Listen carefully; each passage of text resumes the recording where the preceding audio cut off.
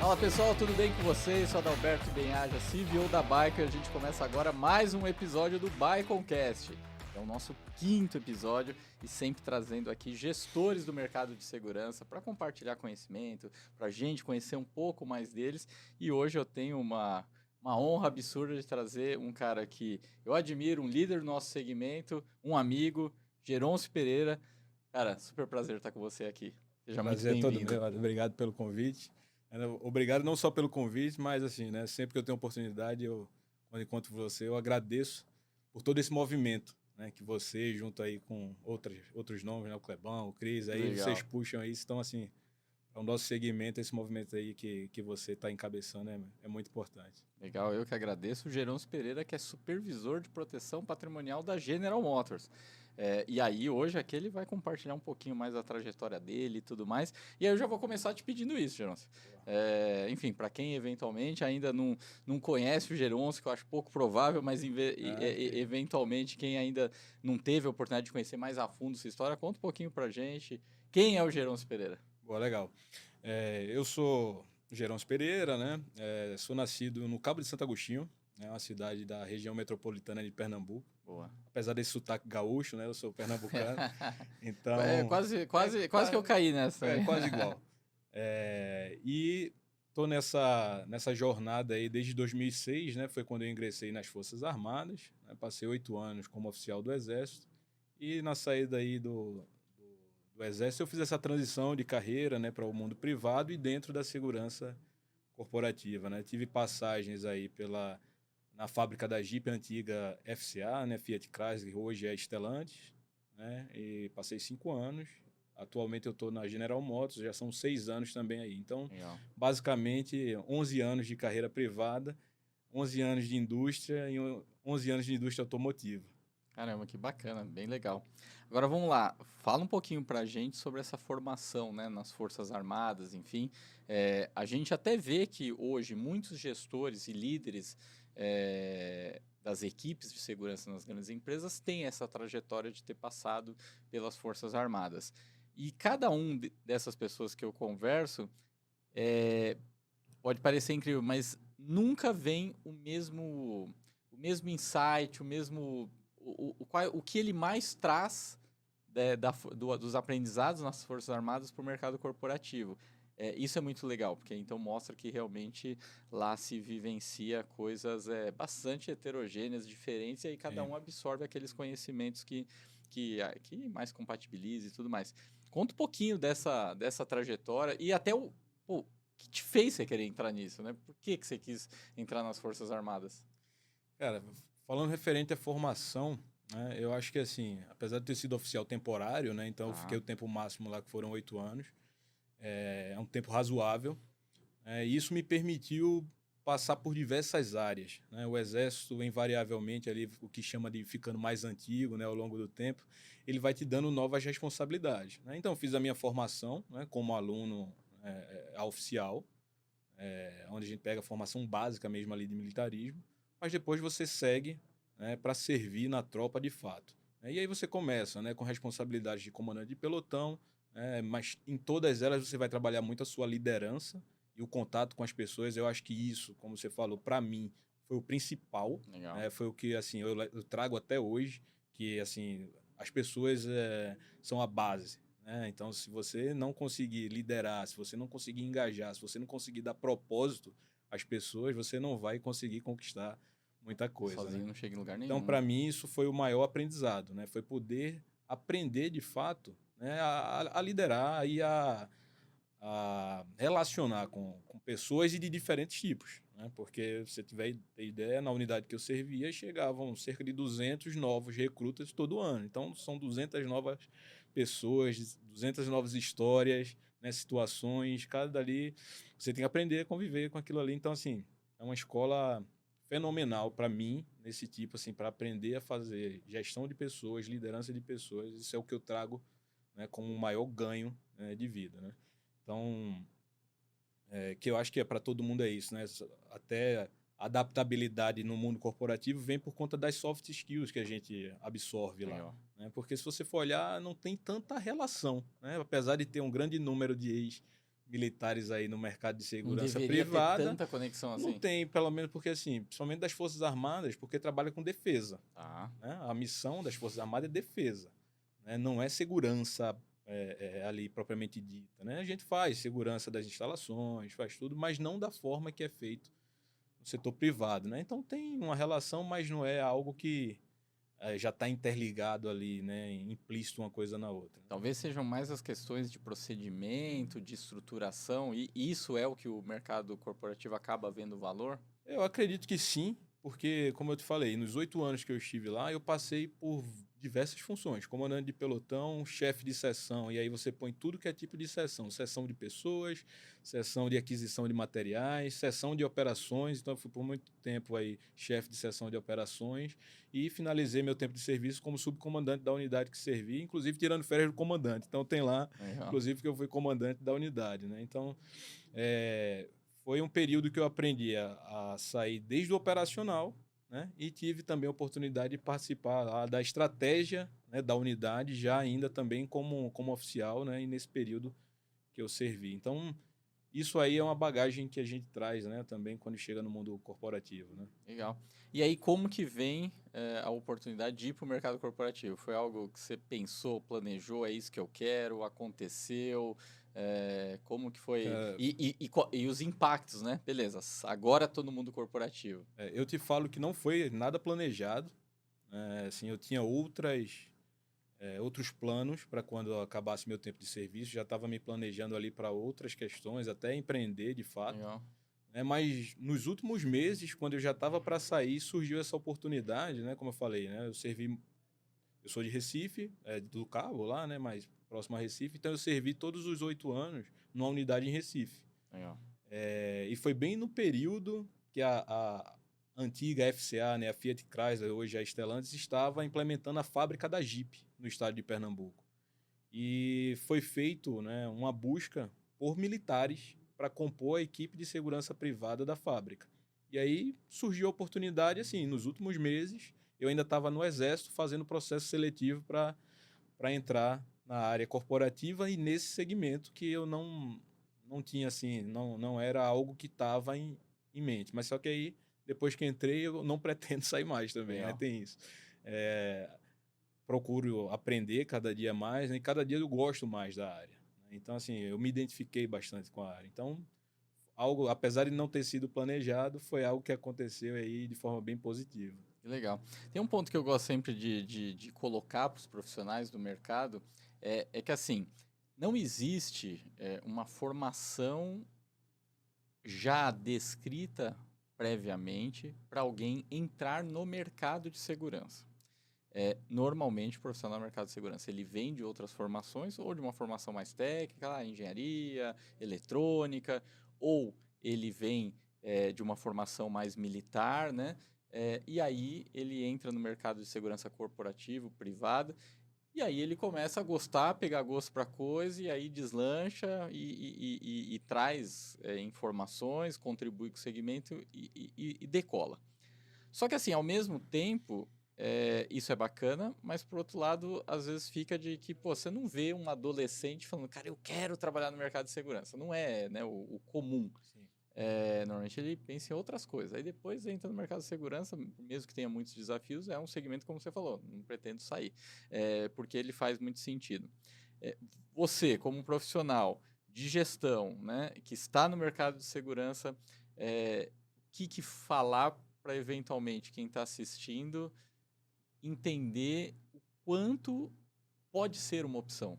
Considerar o mercado de segurança é algo que pode fazer muito sentido. Cara, eu acho... Ou não também, né? Aí é sua opinião faz mesmo, total sentido, né? E assim, aquilo que eu comentei no início, esse tipo de movimento que você puxa, por exemplo, né? Isso aqui, né? Todos os eventos que a gente vem acompanhando, que está vendo, isso vai ser fundamental para a médio prazo, não vou falar a curto, mas a médio e longo prazo, isso se tornar uma opção bem viável, né? Para um jovem ele querer seguir uma carreira dentro do mercado de segurança.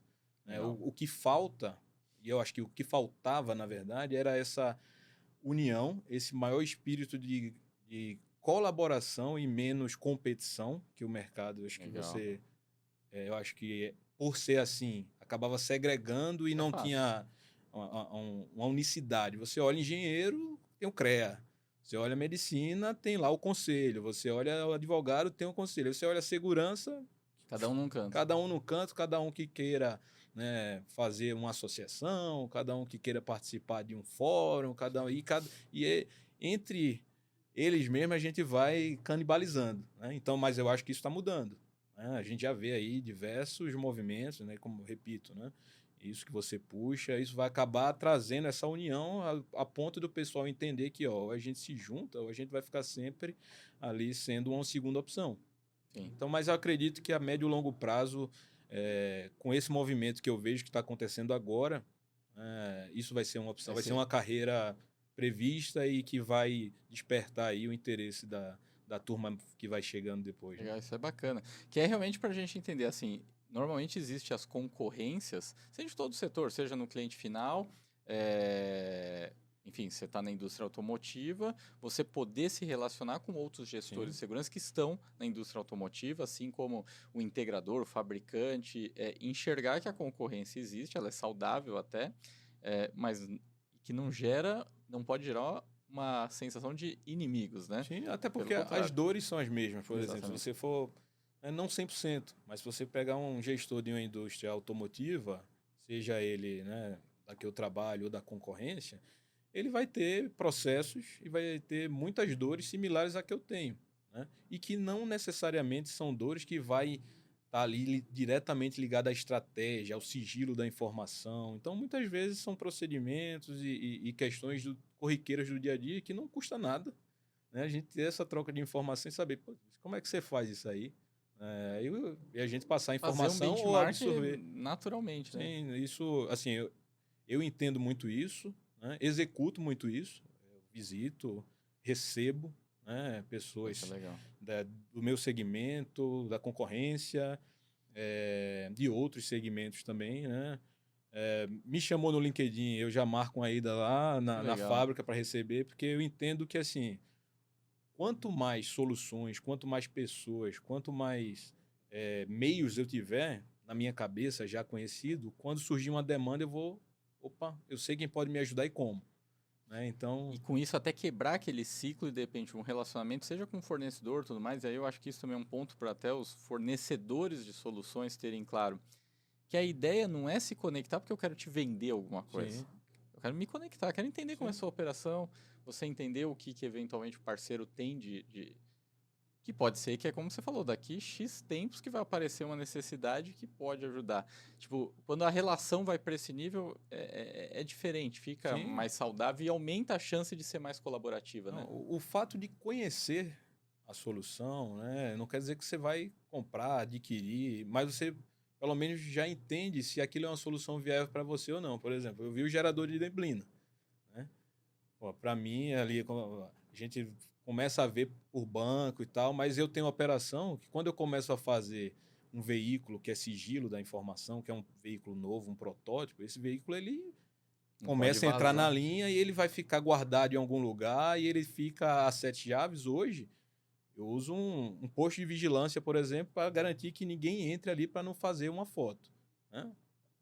Gerador de Boa. neblina, eu posso ter uma câmera lá na central que eu já tenho, o gerador lá, e se o operador identificar ali um alerta, através de um analítico, alguma coisa, que alguém se aproximou numa área e num horário que não deveria, Aciona, tira a aciono, visibilidade. acabou meu problema.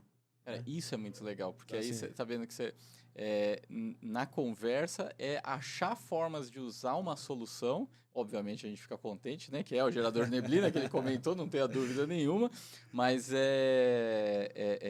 que é exatamente nessa troca de ideia que vem. Porque às sim, vezes até o fabricante ou o fornecedor de alguma solução, por não conhecer a operação de todos os mercados, às vezes nem imagina que o produto poderia servir para sim, alguma coisa. Então, essa troca de informação e esse relacionamento de uma forma despreza, descompromissada, né? sim, De sim. tipo, realmente mirando se ajudar, isso faz o mercado andar melhor, né? Não, e por isso que eu recebo, porque assim, você não conhece a minha operação, mas você conhece seu produto melhor do que qualquer um. Perfeito. Então, a partir do momento que você conhece seu produto muito bem e você conhece a minha operação, para você até é muito mais fácil identificar Propor algo. a utilização daquela ferramenta para mim. Perfeito. Né? Então, assim, lá é sempre porta aberta, bicho. Assim, Que legal. Eu tenho uma agenda fixa disso, assim, sabe? De receber pessoas, de receber soluções, e quando não aparece eu busco, né? Porque a gente tem que estar sempre antenado e ligado aí no que está aparecendo. Né? Legal, muito bom. Agora, conta então, pessoal, o que um supervisor de proteção patrimonial, supervisão patrimonial faz? Tipo, né, a gente falou da galera olhar para o nosso mercado e tal. É importante saber, né? O que faz, né? Primeiro lá a gente tem essa nomenclatura, né? Porque normalmente é segurança patrimonial, Isso, né? Lá a gente tem essa nomenclatura de proteção patrimonial, porque dentro do meu escopo eu também tenho a área de bombeiros e de resposta à emergência. Perfeito. Então não seria só segurança, né? Então na GM a gente tem essa nomenclatura. Mas assim, aqui é só mais por conta desse escopo de atividade. Conceitual, mas é porque tem uma adição de escopo aí também. Isso aí, né? para não ficar só na segurança, né? E o que a gente faz, né, é o que eu costumo falar para todo mundo, né? A gente tem que fazer, a gente estava conversando antes ali, né, procurar fazer da área, né, o básico e muito bem feito, né? Mas aí o cara pergunta, putz, mas o que é o básico? Né? O básico é subjetivo, para mim o básico é uma coisa, para você o básico é outra.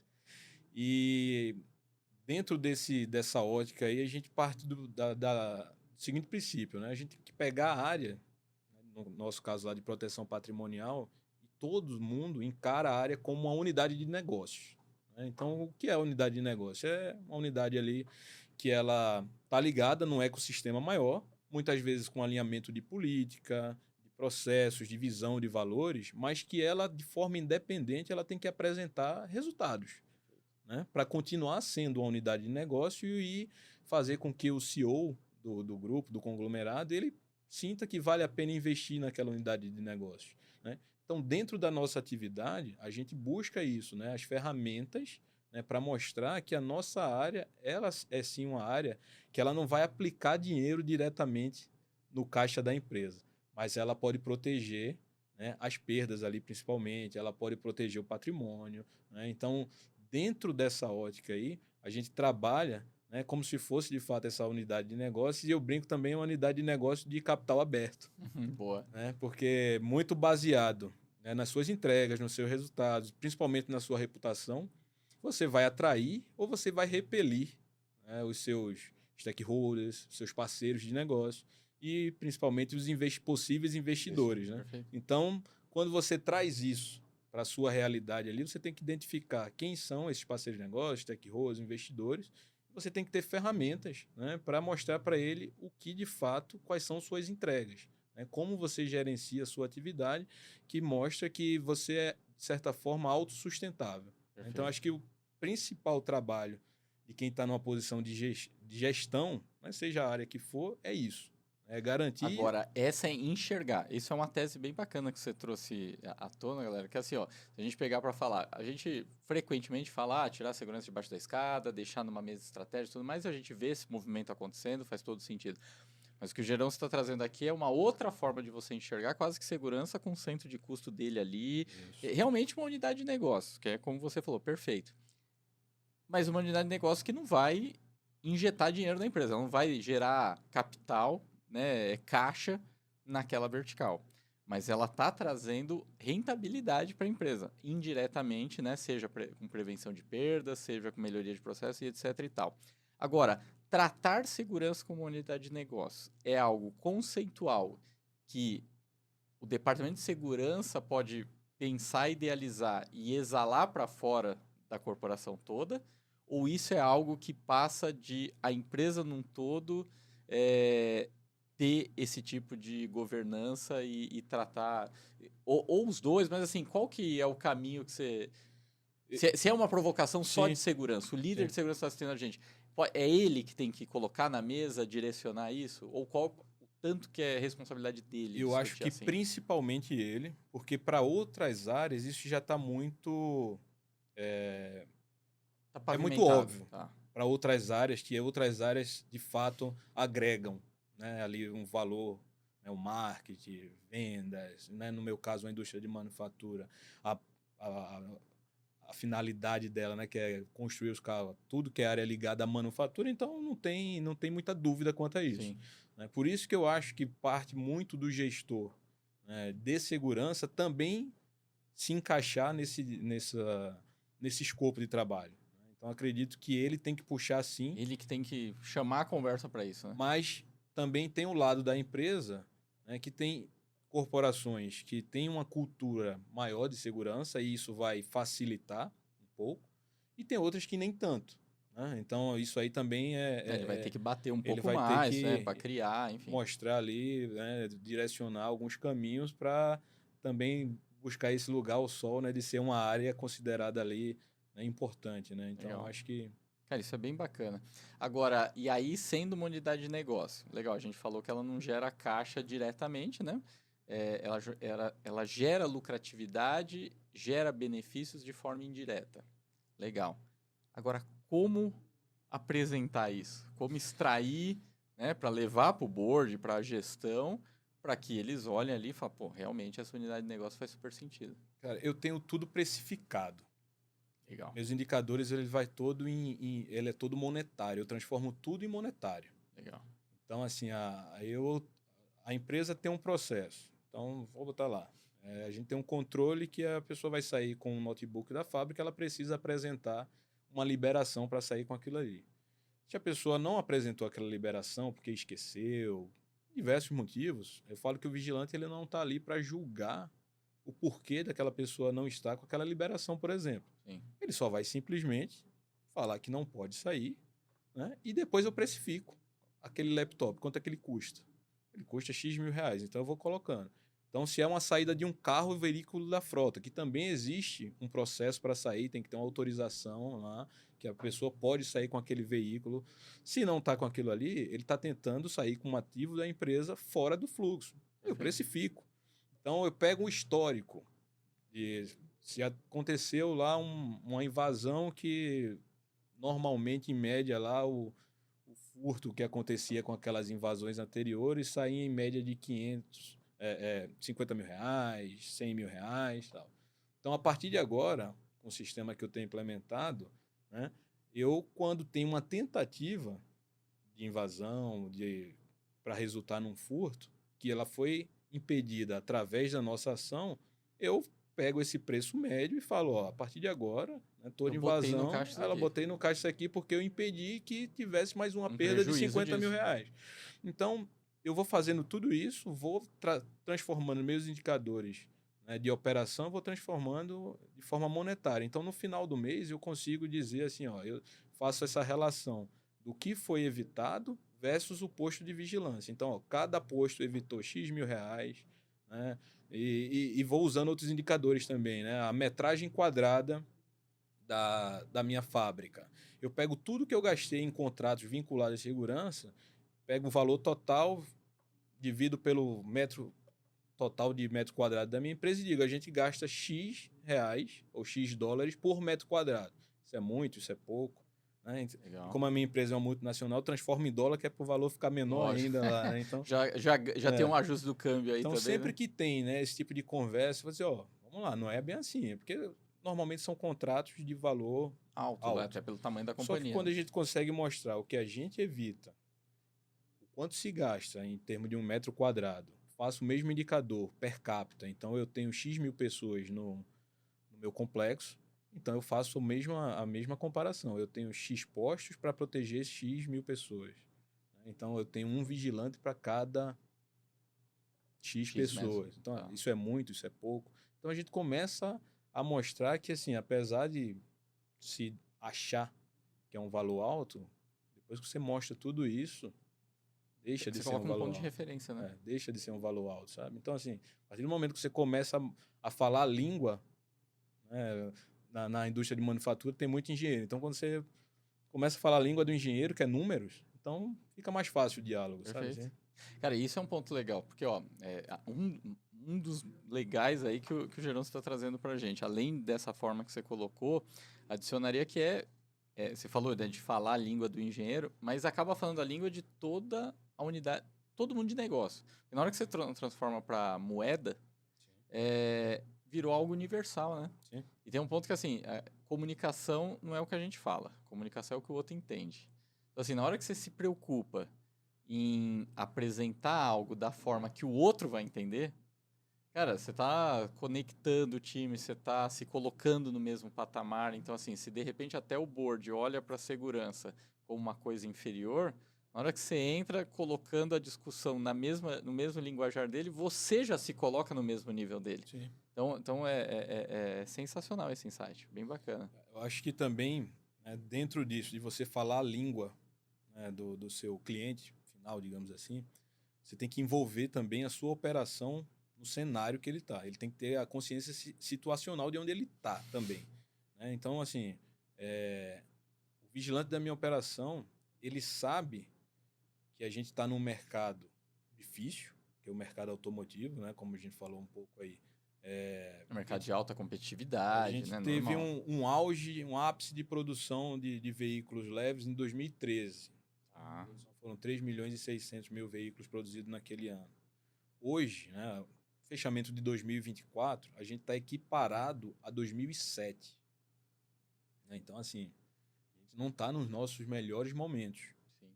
Então, ao passo que o número de importação só aumenta, né, foram 500 mil de carros importados.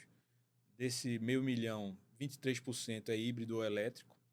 Então, assim, o bolo diminuiu, tem mais concorrentes no mercado, né, para dividir a fatia. Então, cada vez mais um mercado mais competitivo. Sim. Então, o vigilante, o inspetor, quem quer que seja da área, ele tem que saber que quando essa empresa está investindo o que investe em segurança, a gente tem que dar uma resposta muito boa. O vigilante ele não pode se sentir confortável de tirar um plantão de 12 horas lá para passear. Sim. Então, pelo contrário, quando ele está inserido nesse contexto de dizer, opa, a gente está num mercado que está difícil, que provavelmente vai ter uma condição de austeridade cada vez maior, e eu não quero entrar na parte da austeridade. Sim. Eu quero entrar na parte rentável, né? Na parte que coopera para o negócio. Então, acho que quando a gente fala esse diálogo aberto também com a operação, eu acho que isso colabora bastante também. Pô, legal. E aí, pega link com o que você falou lá no começo de que, né, não existe um negócio, um departamento, algo de sucesso se você não entender de gente. Exatamente. Como o gerôncio olha, quais são os valores, as soft skills mesmo, que são relevantes, você considera como inegociáveis ou realmente muito importantes para a pessoa fazer parte do seu time, para estar contigo nessa jornada? Cara, no meu time eu só trabalho com quem eu confio de fato. Legal. Todos sabem disso também. Agora, como a pessoa conquista a sua confiança? Para conquistar a confiança, sempre transparência, clareza e sinceridade. Acho que o caráter ali, é muito clichê isso, né? Mas assim, eu prefiro contratar o cara identificando que ele ali tem um bom caráter e tecnicamente ele pode não ser o melhor, mas isso a gente trabalha, porque o técnico você ensina, você trabalha, você aprimora. Caráter não, né? Caráter você não vai conseguir moldar o caráter de alguém que já tem o seu caráter feito. Então, para mim, essa parte de soft skill, principalmente tudo que vai aumentar o nível de confiança, né, de transparência, como eu falei, clareza, sinceridade, isso para mim é o fundamental. Né? Então, eu sou muito exigente, né? Então, mas também sou muito aberto. Né? Mas eu costumo falar, eu consumo muito conteúdo do Bernardinho. Né? O Bernardinho, para mim, é um cara que, para essa questão de liderança, para mim... E já mostra um pouco da sua característica de liderança, porque normalmente aquelas pessoas que a gente mais gosta de ouvir, a gente absorve mais e coloca em prática. Nem perto, né? Mas a gente se inspira nisso. Se inspira, né? Mas ele fala assim que a cobrança, né, a exigência ali que você tem com alguém nada mais é do que o reconhecimento da capacidade daquela pessoa. Então, putz, se eu sei que o cara ele pode me dar mais, eu vou cobrar mais do cara. Agora, sim, eu vou dar os meios também para ele. Sim. Porque se aquele cara não me entregar o melhor, eu estou falhando com ele como líder dele. Eu quero sugar aquele cara para ele atingir a excelência dele. E eu acho que é esse o papel como líder. Né? A gente, como líder, a gente tem que buscar fazer com que as pessoas deem o seu melhor. Né? E aí você engaja, você trabalha junto, você ajuda. E quando você extrai o melhor das pessoas, as suas entregas vão ser as melhores. Isso aí não é Entra num ciclo virtuoso, né? virtuoso. Legal, bem bacana.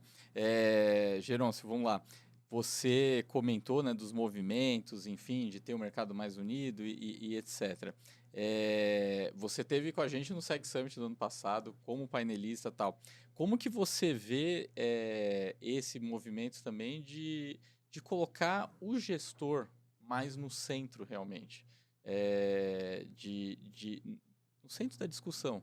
Porque é quem está realmente lá na ponta, sabe as dores que de fato tem. Para trazer isso para o mercado, para aí o mercado correr atrás e achar as soluções.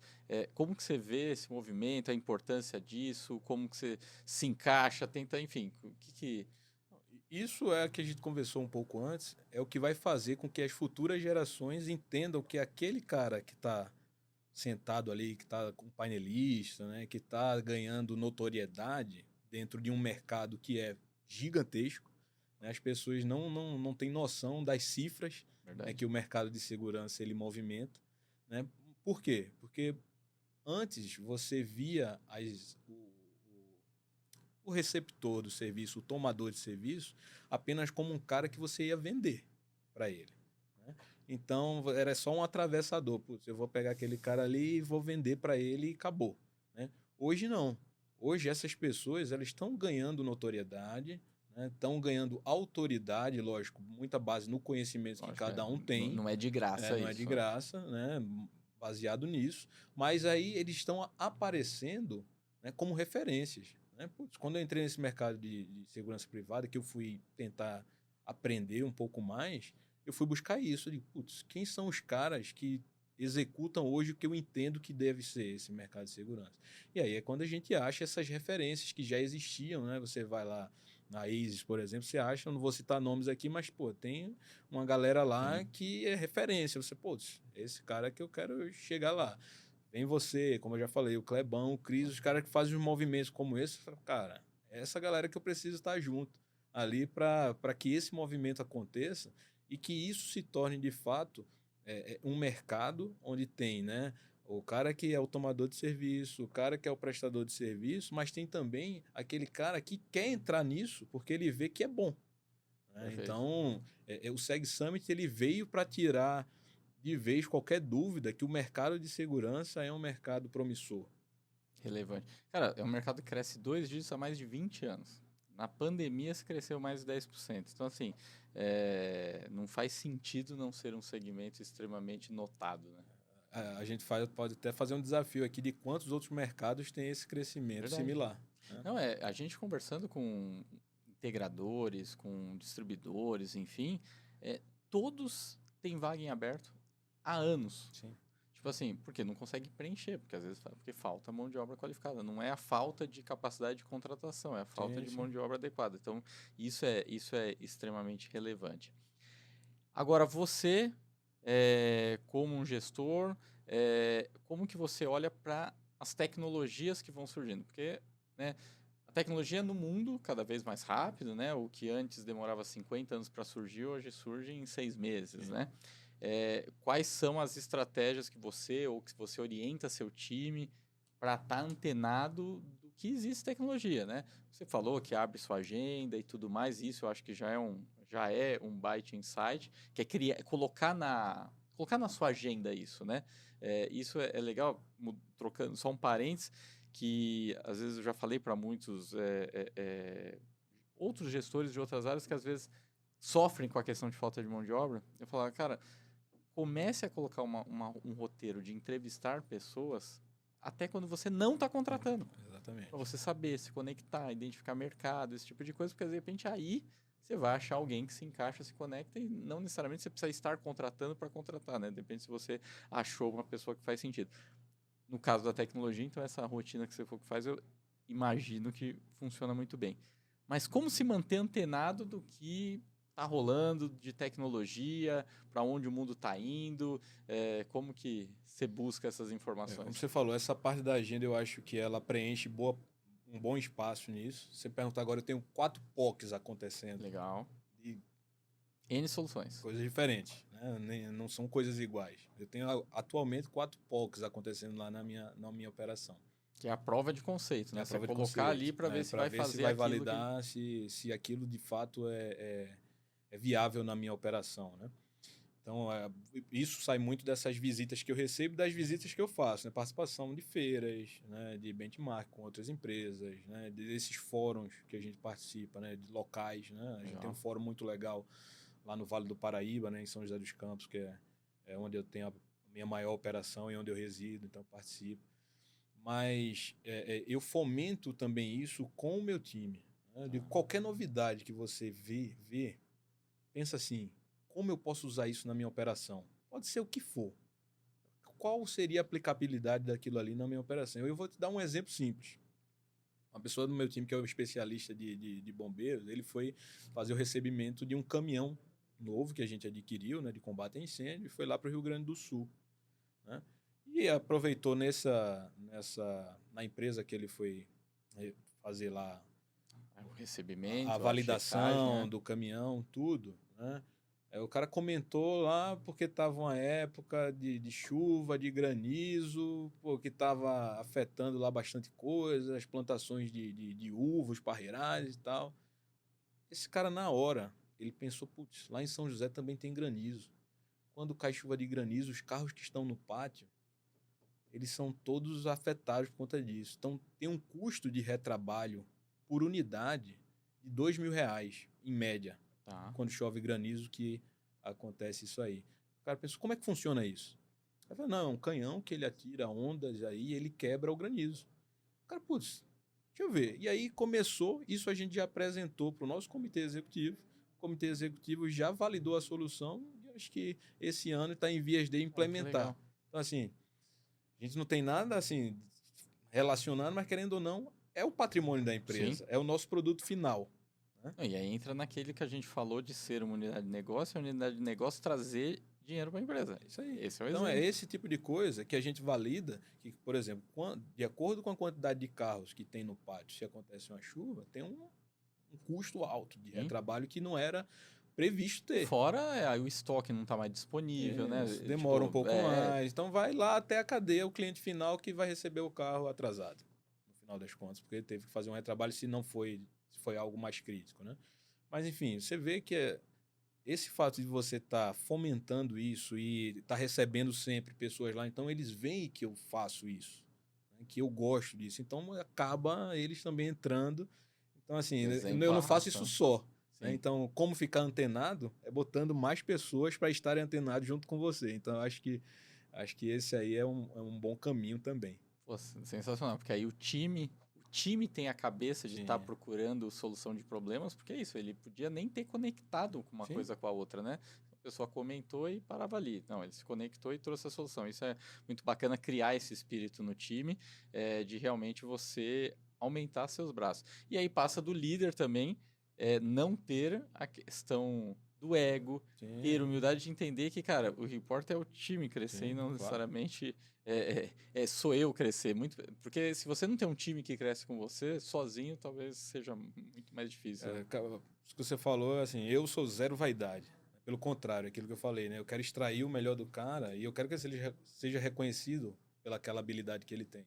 Então, recentemente a gente acabou de ter uma visita da nossa liderança global de security. Aqui, né, vieram pela primeira vez aqui, depois de alguns anos aí, eles vieram conhecer de fato a operação. Eles estão voltando para lá com 4 boas práticas. Que viram aqui. E as 4 boas práticas saíram do meu time. E cada um apresentou a sua. Que legal. Então, assim, para alta liderança, né, cada um apresentou a sua boa prática, que eles estão voltando para lá agora, né, para os Estados Unidos. Inclusive, teve uma que ele olhou assim e fez, putz, por que a gente não tem isso em todo lugar? Nem entendendo, né? Por que não pensamos nisso antes? Então, né? assim, é isso que você falou. Não tem que ter vaidade. Até porque quando você estimula o cara a fazer uma coisa e depois, na hora de receber ali os aplausos, você entra em cena como líder, putz, destrói, né? Assim, destrói a equipe, né? Destrói a equipe. Faz muito sentido isso. O trabalho no mercado corporativo, gestão e tudo mais, não é um esporte solitário. Então, obviamente, a conquista e a busca precisa ser em conjunto. Geron, esse papo sensacional. Nosso tempo chegou. E aí a galera tá assistindo e fala, mas é assim, papo bom é assim, passa voando, uma sequência de insights assim dessa conversa aqui, o que vai sair de corte, se prepara, porque realmente vários insights bacanas e pílulas aí que dá pra gente tirar e colocar em prática no dia a dia de todo mundo.